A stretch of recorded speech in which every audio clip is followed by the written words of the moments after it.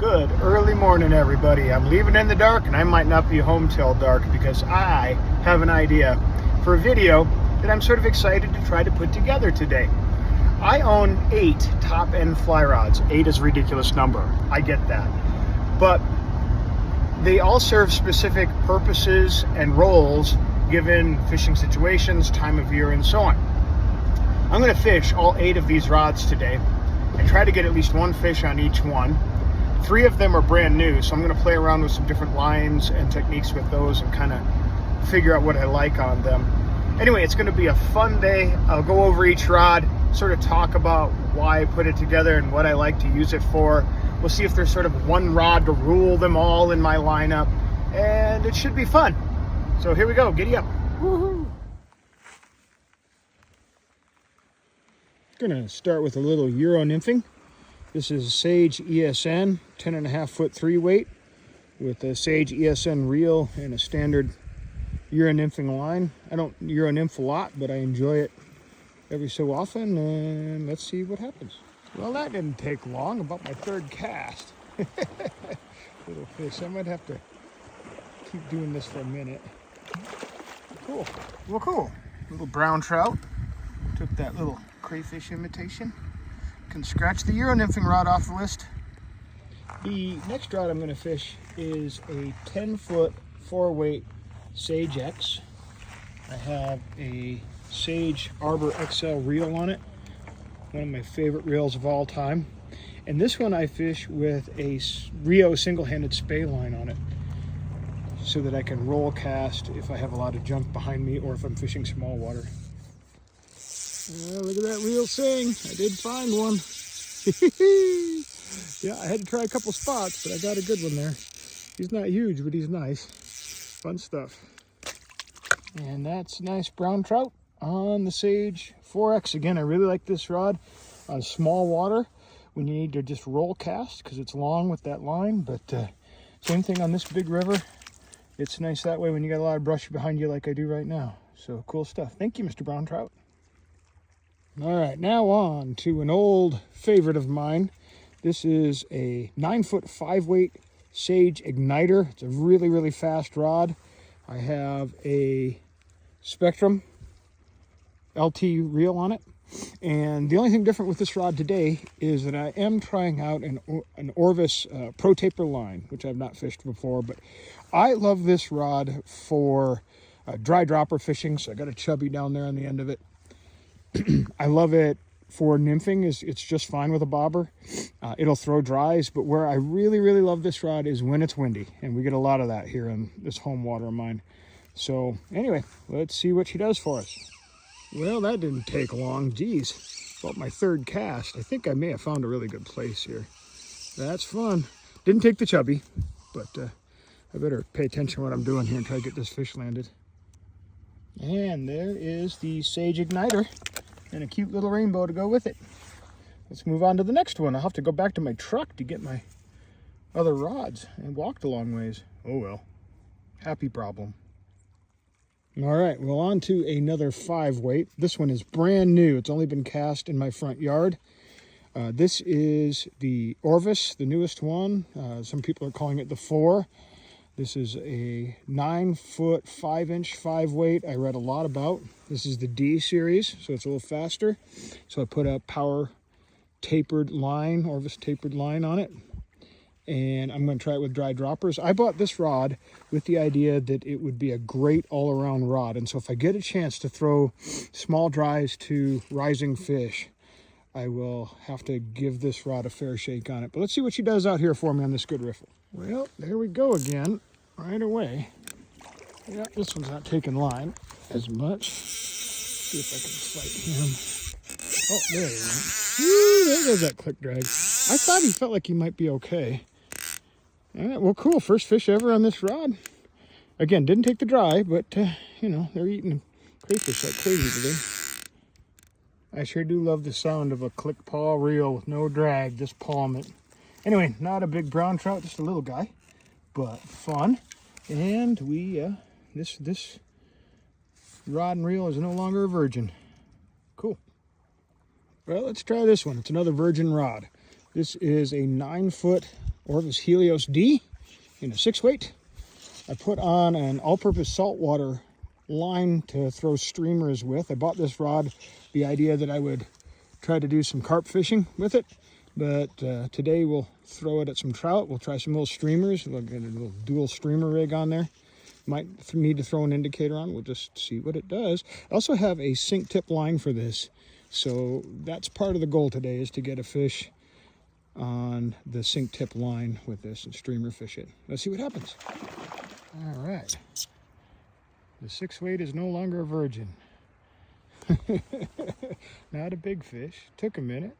Got him. I did cheat, put an indicator on. Well, cool rod and reel. I really like this one. I've liked all of them. The other one too. But this nice cutthroat fell to the Orvis 6-weight D. Cool. I really love these reels. I am back to the Helios 6-weight. I really like this rod so far. I threw a sink tip on it. Let's see if it likes to cast that, how I do with it, and maybe get a fish. I wasn't sure I was going to get one there. I've been fishing a little bit with this sink tip, but did get one. It's mossy, so I had to really strip fast, and they didn't like that fast retrieve as much. But I did find this brown trout, and he's not a bad fish. So that's cool. Cool. I really love how this rig casts a sink tip line. Really, really nice. Well, the sink tip worked. I love the rod with the sink tip, and that's my nicest trout of the day so far. That's a really nice brown trout right there. Well, this rod is an old friend. This is a 10-foot 7-weight Sage R8 with, again, an Arbor XL reel. This has a Orvis bank shot line on it. It's basically like a single-handed spay line. I fish this floating line like this time of year when the water's really low, and I'll fish a sink tip line when it is a little higher water. But anyway, I got a double crawdad rig on here. We'll see how she does. This is a rod that I've caught all kinds of salmon and trout on in Alaska, and a fair number of trout here, and even a few carp, things like that. Really, really cool rod. All right, I missed 2 others, but finally got the 3rd one here. Good riffle, man. There's a lot of fish on this thing. And what do you know? Sage R8 took a whitefish for my slam today. I believe that's the slam. Pretty cool. Beautiful, foggy morning, huh? Awesome. Here we have another 5-weight. This is a 9-foot 5-weight F, Orvis Helios F. I bought this specifically for fishing dry flies. I threw a friend's this summer and fell in love with it immediately. This is actually the rod that got me started on thinking about selling some stuff and upgrading.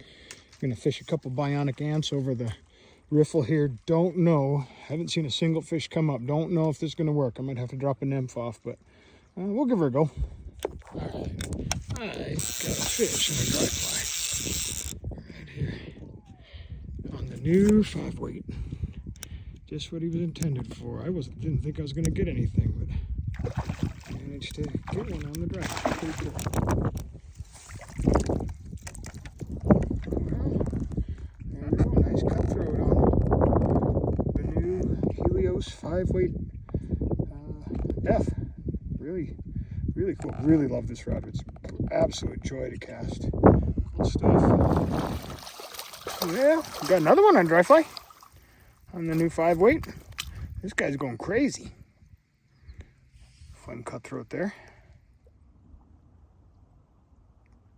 Don't know if you can see it, but that might be the first legal buck I've seen this whole year up here. Hey, buddy. Beautiful.